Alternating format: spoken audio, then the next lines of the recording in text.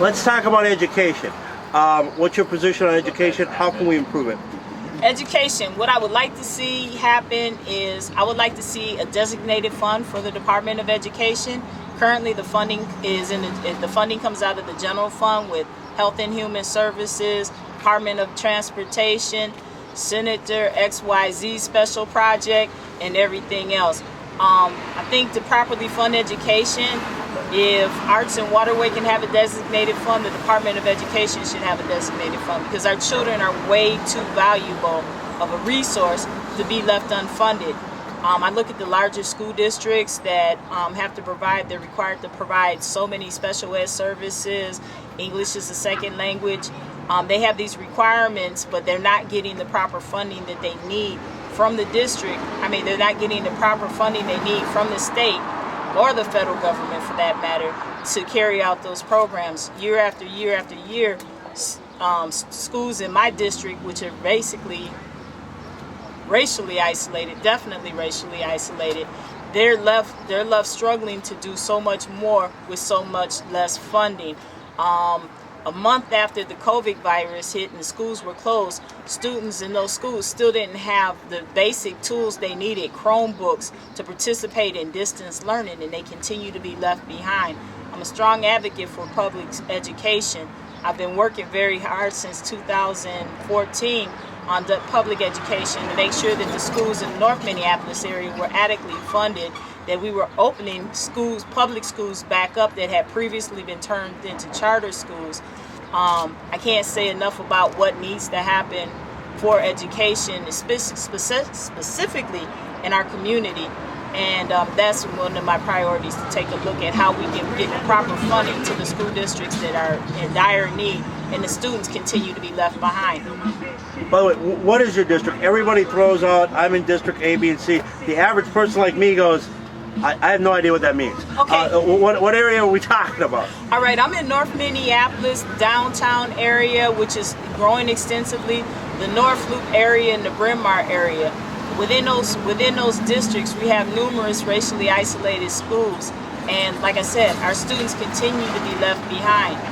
You're talking like Washington up to Plymouth, and then over from the river, or what? Okay, from it, we like the North Side for life. We like the gerrymandered districts. So basically, what we're looking at from Broadway Avenue north, all the way down to the river, south, down through downtown Minneapolis, which is the 35W area, and then we would go west to 11th Street, downtown Minneapolis, and then go north, and then it does a little dance and wiggle in the Bryn Mawr area, up north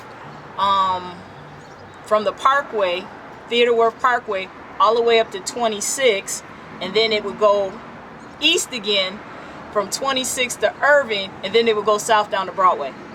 So they try to make a district that had majority minority in it, and so the one person gets that, and then the other people don't have to represent too many minorities? Well, back in the day. Back in the day, well, the downtown is rapidly growing. I mean, the North Loop was rapidly growing, and now downtown Minneapolis is rapidly growing. So I think it's probably going to be very, very a diverse district. So yeah, it's probably going to be very diverse. The problem is that a lot of people in the North Minneapolis area, my community, they don't vote in a lot of primary elections, which is another reason why I decided to bypass playing with the DFL, other than a whole lot of other issues. And pretty much who controls who the DFL candidate is going to be has been typically the Bryn Mawr neighborhood. Now that's changed with downtown growing. But both of those districts aren't very diverse when it comes to ethnicity. Both of those areas aren't very diverse, and once again, the North Side will continue to get lip service, ask for their vote. If they don't vote, it doesn't matter. In a lot of people's opinion about the smaller elections that encompass those areas. Now that we've learned that, well, we've done distance learning, I don't know how well it works or not. but would you encourage there to be like, I guess, a learning channel for the people of Minneapolis, kids up to adults? There's a lot of adults that are literate, that have dropped out, that had issues. Can we use this technology, because we're putting together all of this online learning, to allow everybody in Minneapolis, regardless of what their education was or age, to go in and get an online education?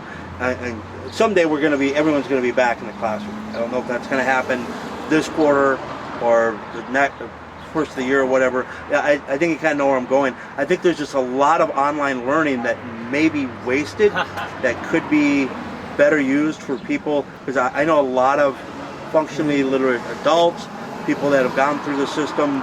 The Minneapolis school system has been broken for generations. I know a lot of adults that, let's face it.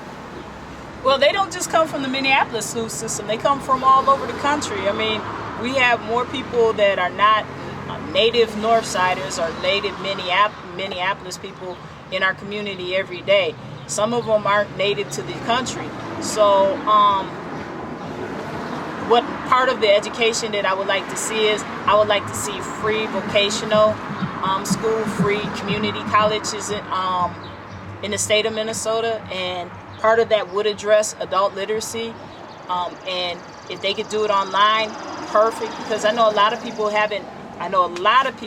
who haven't gone back to school because they're embarrassed, they're ashamed, they don't feel comfortable going into a classroom saying that they can't read. If that was online and we help them get set up and we get them into like one of the community college programs and we're paying for it, we're only going to grow stronger as a community. We're only going to grow stronger as a state, because we're educating the people that really need education so that they can go out there and get living wage jobs. Anything else you want to say and wrap up? No, once again, I thank you for your time. Appreciate it. Thank you. All right. Wow, good answer.